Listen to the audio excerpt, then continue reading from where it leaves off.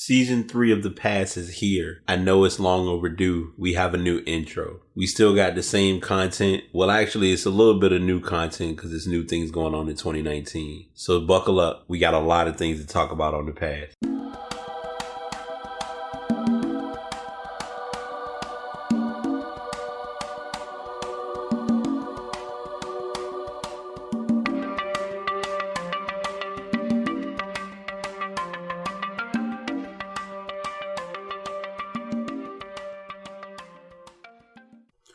What is up? What's going on? Episode 241 of The Pass is here. I was initially gonna delay this episode for the sake of a show that I'm gonna be doing in a few days, but I decided, I was like, you know what?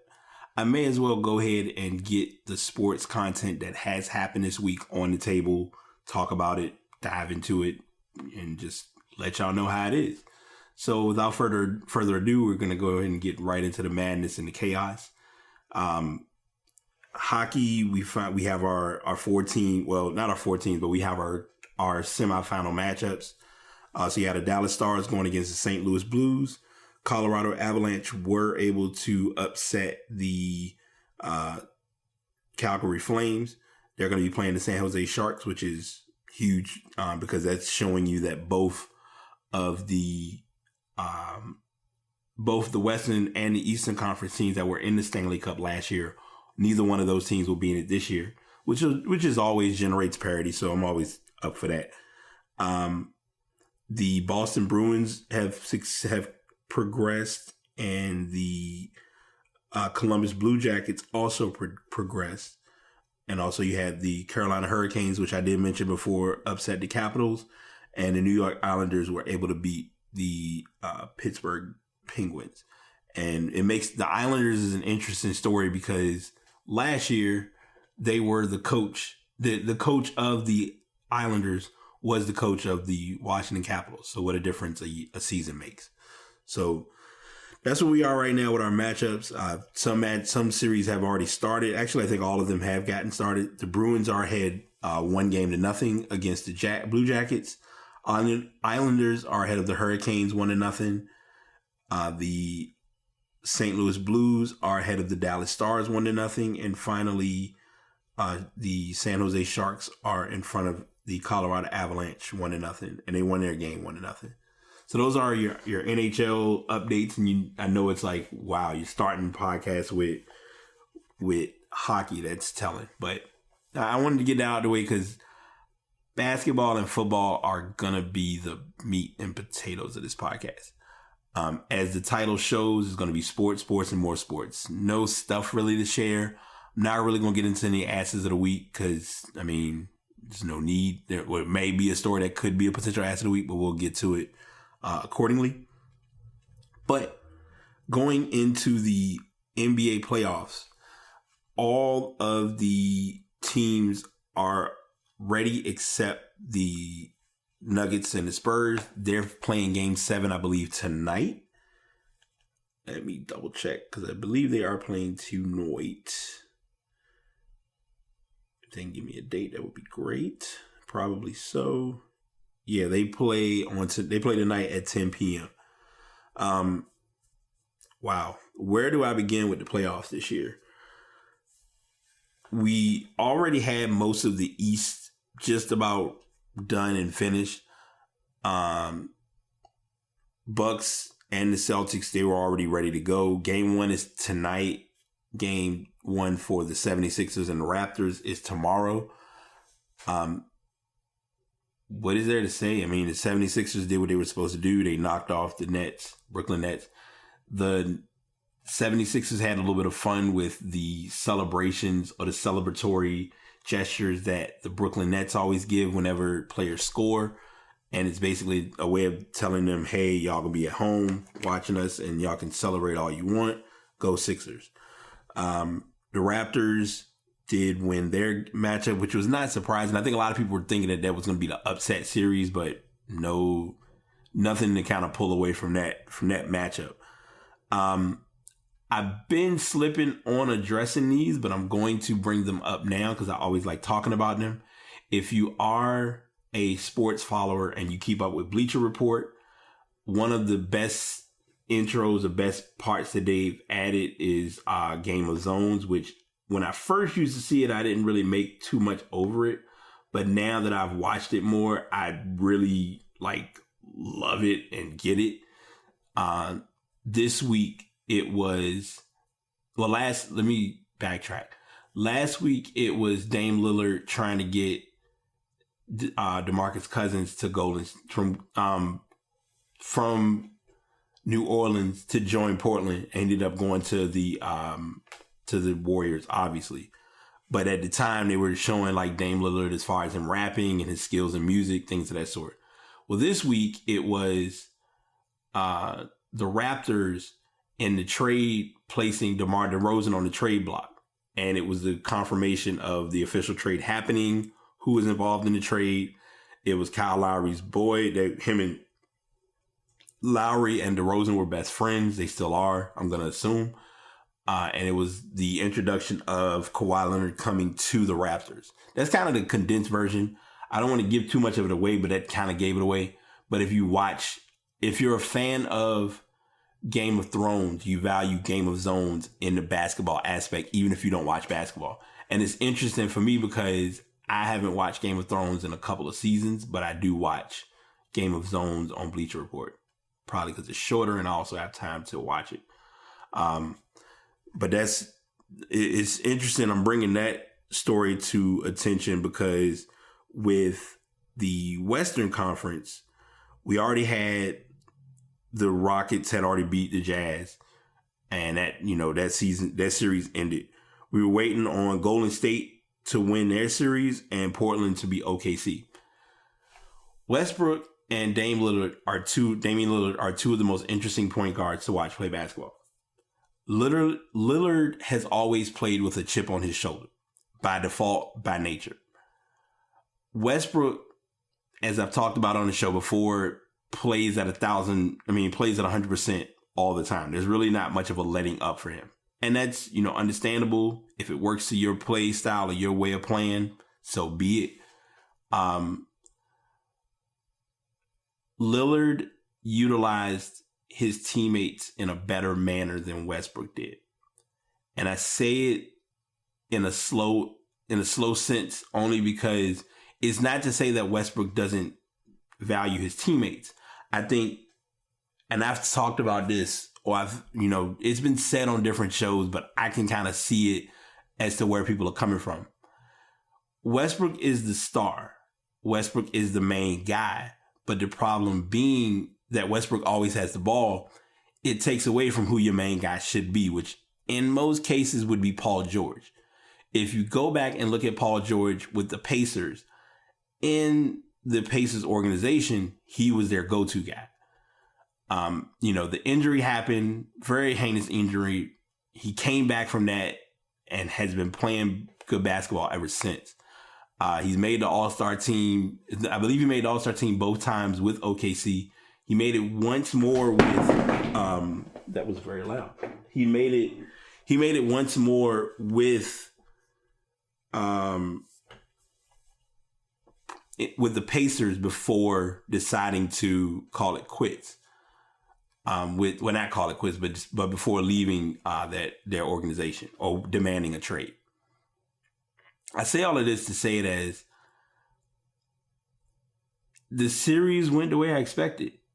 It could have extended further, but there were times that Westbrook didn't understand that, hey, it's your time to let off the accelerator and let Paul George do Paul George.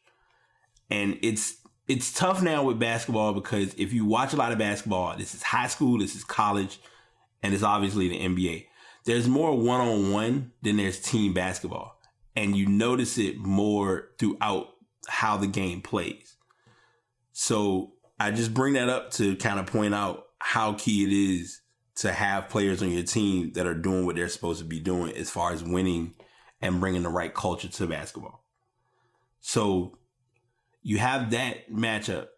Game 5 happens. It was a close game. Paul George felt like Lillard took a bad shot, which wasn't really the case. It was more so it was a low percentage shot, but it was a high percentage accuracy in him making that shot because of how willing he was to take that risk. And I mean, as with any shot in basketball, it's a 50-50. Either it goes in or he misses it. If he misses it, you go into overtime. I feel like OKC would have won it. Obviously, we can't speak on that now because he made the shot, which was the other side in leading to them moving forward to play the winner of the Spurs and Nuggets series. The Rockets were already in California, preparing to go to California as far as playing this matchup with whether it was going to be the Clippers or with the Warriors. It's going to be a hard series. Someone asked this on Twitter. What makes this Rockets team different from the other Rockets team that played against Golden State? And I mean, if you look at it, it's the depth of the bench, and that's that the bench depth is taken for granted in basketball only because not every team has a great bench. We'll just tell it like it is. But with the Rockets, you actually have guys on their bench who were once starters on other teams. Austin Rivers, whether we want to acknowledge it or not, was a starter with the Wizards at one point. Eric Gordon in New Orleans was a starter before he got to Houston. The list of obviously with Nene, he hasn't been playing. Kenneth Faried. What bad would you say with Kenneth Faried if you look at his career in Denver? I feel like after Denver didn't work with him on getting a deal, the Brooklyn Nets were a good team, but the Brooklyn Nets weren't Kenneth Faried. And I mean, he's been a key role player. I personally, even though it's long gone and it's done and over with, I think they should have kept Montrezl Harrell. But obviously other things happen and here we are. So the Clippers were sent home. I know TNT has prepped to do their infamous Gone Fishing. They'll probably be doing that tonight because with having the winner, the loser of that game be another team gone fishing, you're going to have a couple of those pictures and videos circulating and set up as well. So I did basketball, and I'm glad that we finally are getting the true reason as to why Magic Johnson left the LA Lakers, because everyone, when this happened, no one really was understanding why did he leave. All that was noticed was he left, but there wasn't really a true backstory or added piece as to what happened.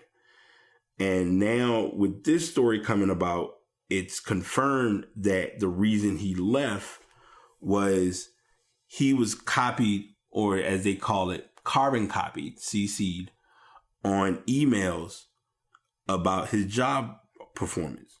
He was not supposed to be getting these emails. So this is normally when it's a sports-based podcast and we go. But in this case, I'm going to give you some stuff. And this is literally electronic email or electronic mail etiquette. I don't know why I said electronic email, but electronic mail etiquette or work etiquette. If an email is sent and it has carbon copies or blind carbon copies, unless those carbon copies or blind carbon copies were beneficial for the sake of the discussion, they should not be in the reply that is sent unless, and it's solely on the basis of the need of that person being brought into that discussion.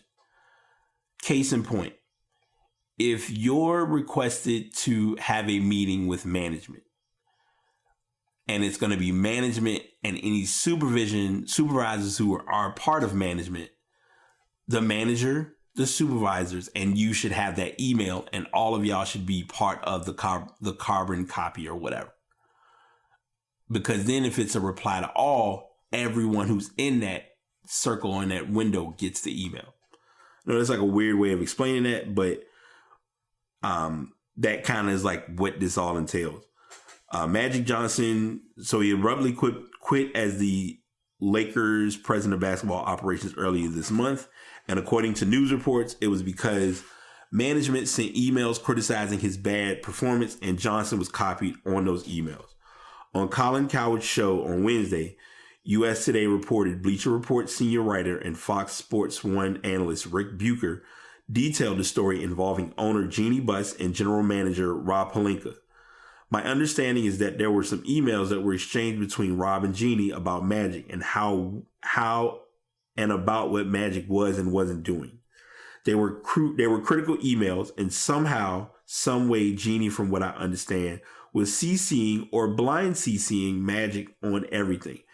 That was sort of protocol, which is a standard issue. Somehow, the exchange between Rob and Jeanie ended up on that string of blind CCs that were going to Magic. Johnson's shocking resignation as the 16-time NBA champion's president of basketball operations compounded the turmoil that always seems to envelop the Lakers, who remain among the most talked about sports franchises in the world, even though they haven't made it to the playoffs since 2013. Johnson didn't tell Buzz or Pelinka about his shocking decision before he announced it in front of reporters about 90 minutes before the final game of the Lakers' sixth consecutive losing season. LA, which is missing the NBA playoffs yet again, despite the offseason addition of LeBron James, played well after Johnson's announcement, but still lost 104-101 to Portland. Johnson cited his desire to return to the simpler life he enjoyed as a wealthy businessman and beloved former player before taking charge of his Tempestus franchise just over 2 years ago. And he talked about all the information. So I've kind of talked about some of this before. It's bad that this had to be brought into the public eye, but it's also clear. It's good to make known that it was obvious that there were, I guess you could say, elephants in the room. And I use the term elephants in the room strictly because it should not have gotten to this point, but it did. And it made it look really, really, really, really, really, really, really messy. Because those conversations could have been had as a general discussion of, hey, look, it's not working out. But if it's more information that was given or stated, then it makes it even worse. And then I think, like he mentioned, as it's pointed out, Magic really didn't get to be Magic in that role, because if it was any slight bit of talking, as we remember last year when he was on a late night show and he gave a wink about Paul George, and it led to the Lakers being fined for tampering. That looked kind of bad. But if it was Magic just on TV talking about the Lakers and being an ambassador of the Lakers, it's seen differently. It's almost as though you have a social media page and you make a statement about someone, but you don't make a statement directly while realizing what platform you're under. I guess I know that was a horrible, verbally saying that now I realize it's a bad example. Better example would be, I am on my personal page and I talk about a podcast that I follow through my podcast page, but the podcast page that I'm talking about is followed under my personal page as well as my podcast page, and I have my platform. The main thing, or the main point, is you have to use the platforms wisely. Email is no exception. And that's something that is very important and near and dear to me as a person in the line of skills and expertise that I'm in. So I just wanted to bring that to attention and talk about that as a story. If you haven't heard, and this will more than likely be the image of the podcast this week, there's an NFL draft. It's actively going on. I actually just got a notification about the Panthers getting a linebacker or defensive end, Christian Miller from Alabama, which is a great pick. So far this year, we haven't picked any bad picks. We picked a quarterback, which was shocking, but it was also on the need of just getting a quarterback in the event of how healthy Cam is going to be at the start of the season. As long as he's not thrown into the wildfire. That's my biggest thing with quarterbacks in the NFL. So we have our NFL draft. I'm not going to go through all the picks. I'm going to point out some big picks that were questionable or concerning.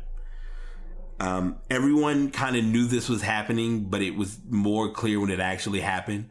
Kyle Murray was picked number 1.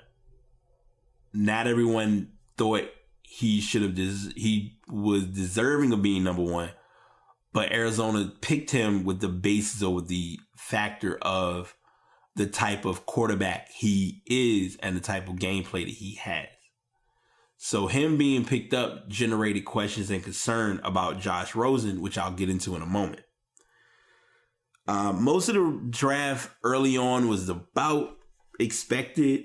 Nick Bosa was drafted second out of Ohio State. Quinnen Williams from Alabama was picked third. Other than, and I take that back, Clelin Ferrell from Clemson was not expected by the Raiders. So that was kind of a shocking pick to some teams. Devin White was then drafted by the Bucks from LSU.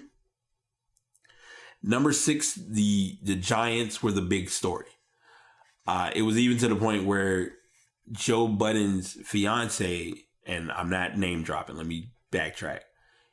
His fiance posted a video of his reaction to the Giants pick, and it became the trend of all trends for night number 1 on Thursday. Because they picked Daniel Jones out of Duke, and no one really knows much about him. I feel as though it's similar to not Ryan Tannehill. It was a draft. It was either a couple years ago, Mike Glennon, I think.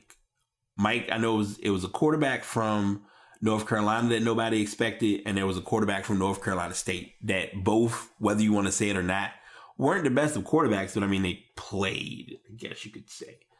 So you had that pick, and everyone just kind of was like surprised by the Giants picking in that regard. Because it's kind of almost clear that they're looking to pave the way of figuring out when Eli is going to retire.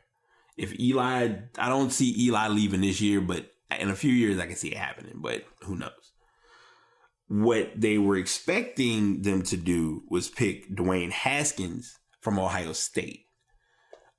But he didn't get picked until 15th by the Redskins, which would be a good backup for Alex Smith, and also factoring in how he's going to look this season with them.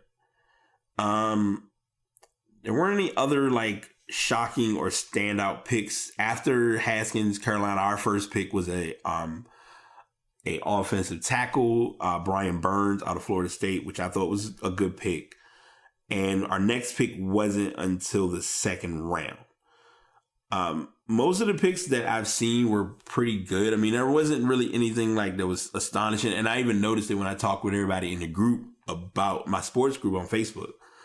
Everyone didn't really have much of a thrill or ooh and ah behind the draft this year. I think that pick by the Giants was the big one.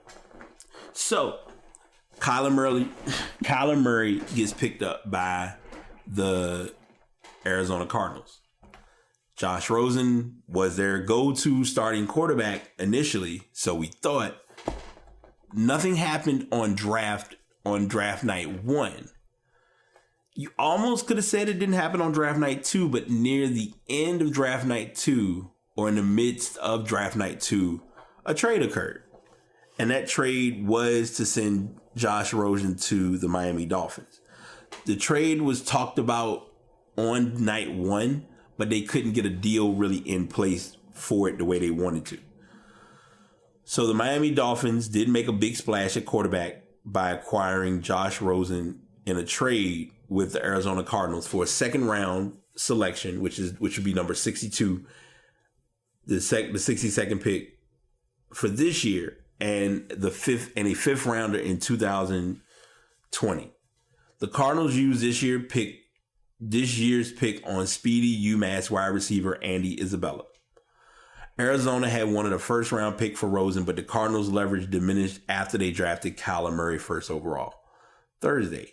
And 2 other quarterback needy teams selected passers in the opening round. Cardinals general manager Steve Keim said Friday night that he would have been fine and happy keeping Rosen on the roster, but trading him came down to getting enough value in return. Keim insisted he wasn't focused on that value being a second round pick, instead weighing the difference between keeping Rosen on the roster against the players he could draft with or around number 62. And they just kind of give a little bit more information. all I'm gonna say is this, because I'm not giving this a whole lot of attention because it's ridiculous, but it's interesting to me. If Rosen goes there and sucks, it's gonna look really bad, because here it is, you're getting another opportunity, and you still can't get it right, especially with the Dolphins, and it's tough because the Dolphins are not gonna be a good team unless you can get them 2 key wins against the Patriots. Good luck. I just and I don't know. I feel like quarterbacks aren't developed the same with football anymore. They're thrown to the wolves and just say, let's hope for the best and see what they can do. When in reality, you really need to, like, I won't say mold a quarterback, but you need to give a quarterback the tools and the pieces to be a good quarterback. And the NFL doesn't really do a good job of that. And I'm saying the NFL, but I primarily say coaching staffs for most teams don't do a good job of that. And that's my opinion. I know I'm just kind of rambling at the mouth about it, but it's just how I've seen it. The next story is taking away. We're leaving draft and we're kind of going into just, I don't know how to describe this, but it is a story that was addressed. So Tyreek Hill is a Pro Bowl wideout for the Kansas City Chiefs. He has been suspended from the team until they can get more information about a recording that had surfaced earlier this week. Tyreek Hill's fiance asked him why their 3-year-old son said daddy did it, in reference to an incident that left the child with a serious arm injury. In response to her notion that the child fears him, Hill told her, "You need to be terrified of me too, bitch." Explicit content. Didn't really expect to use it, but hey, this is course sensitive content. As soon as the draft concluded after the last pick, I had a chance to call Hill's agent, Drew Rosenhaus, and we decided that this time and for the foreseeable future, Tyreek Hill will not participate in any team activities. GM Brett Veach told reporters. Hill and his fiancée, Crystal Espinal, were both investigated for child abuse. District Attorney Stephen Howe said Wednesday charges could not be filed, citing a lack of evidence over who committed the act. However, Howe stated he believed a crime did occur. The recordings were given to KCTV, a local TV station, from a friend of Espinal's. Espinal had given her friend the tapes as an insurance policy, but they were not previously sent to police. "We were deeply disturbed by what we heard," Veach said of the audio.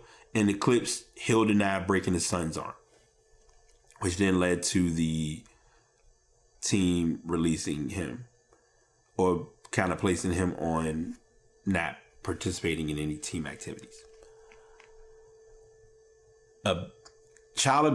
Abuse period is already a problem. From personal experience, abuse is just not cool. It's a no-go off the rip. Child abuse is when it's another problem. When a story is presented and the story isn't presented as to what genuinely happened, it makes it look really, really bad. And in this case, there's no exception. I just hope that, and I'm not saying, and it's not me making a statement of I hope justice is served. I just hope that they get this right for the sake of the crime and not for the sake of the shield. Because the NFL makes it clear they don't have time for the shits with this.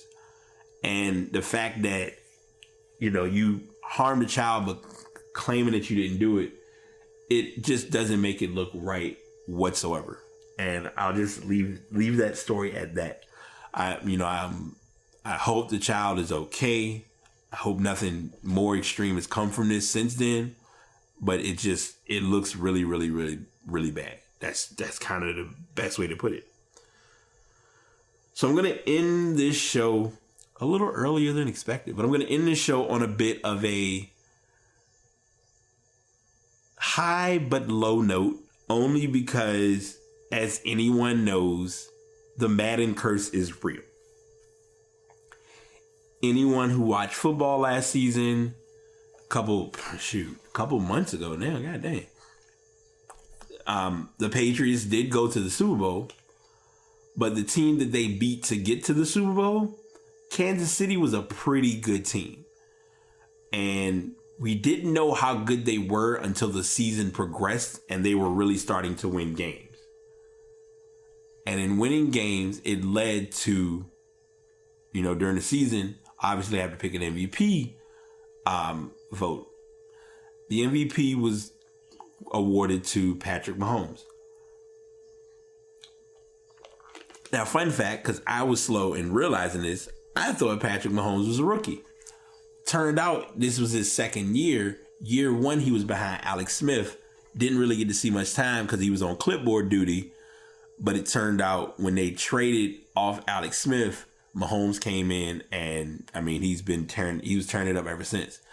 If we remember a few weeks ago, if you watch college basketball or were watching March Madness, when Texas Tech got to the championship game against UVA, we got a lot of visual of Mahomes on the sideline cheering for Texas Tech because, of course, that's his school that he played football for. Now, I don't want to say alma mater because I think he graduated. I don't remember. I don't want to throw that out wildly.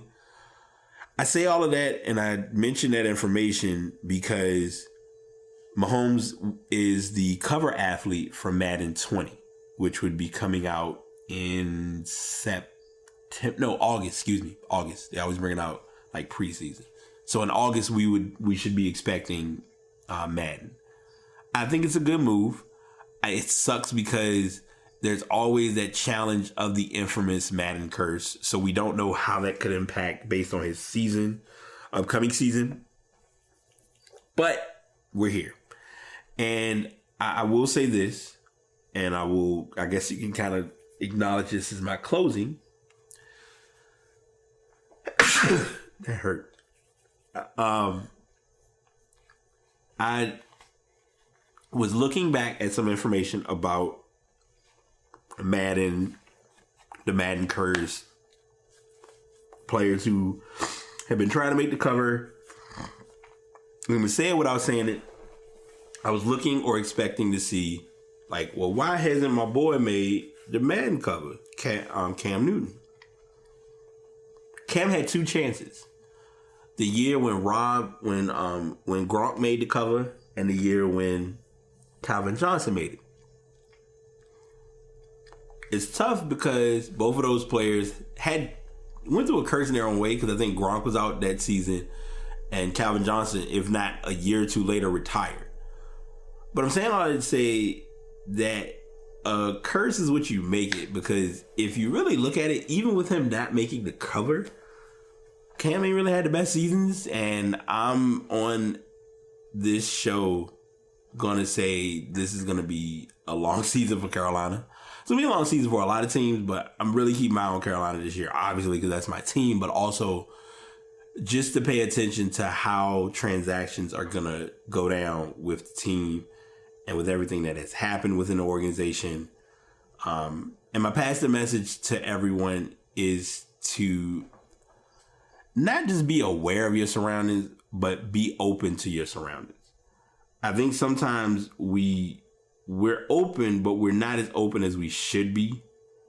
And sometimes that shows when it shouldn't. And my best way of saying it is, I was wondering what it was worth. My best way of saying it is to just keep an eye on what you do. Because if you don't think it's not being seen or whatever the case may be, then you're a good one. Because there's always, even when you don't think someone's watching or someone's noticing, someone's not noticing, there's always someone that's going to notice where you wouldn't expect to notice. And that's just kind of the ins and outs of it. It's not even an infamous analogy or theory of like Big Brother watching. It's just you got to really think through of what you do. And in thinking through what you do, I bring this up and I say it because of the email incident involving Magic. That could have been avoided if it was done with a little bit of professionalism and a little bit of coy, but not everybody has that, or couth. So that's all I got. I'm not going to bore y'all to death with a whole bunch of fluff and bluff, but I wanted to at least make mention of that during the show. So as always, continue to listen, continue to support. Shows are uploaded weekly. I do have the stuff part of this podcast will be up on Monday. I don't know. I may do a combo podcast. I don't know yet. I'm thinking about it.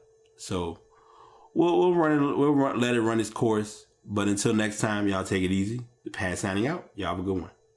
Another episode is in the books. Thanks to everyone for tuning in. As I always share, if you'd like to get into podcasting, you can check out Spreaker.com. And if you're looking to invest in a microphone, or if you're looking to genuinely start with recording, I use the Blue Yeti microphone, but you may prefer to do the Samson Meteor. Just know that if it's your craft and it's something that you're meant to do it and do it well. That's my main thing to tell people about 2019. Do it and be reliable. Y'all take it easy.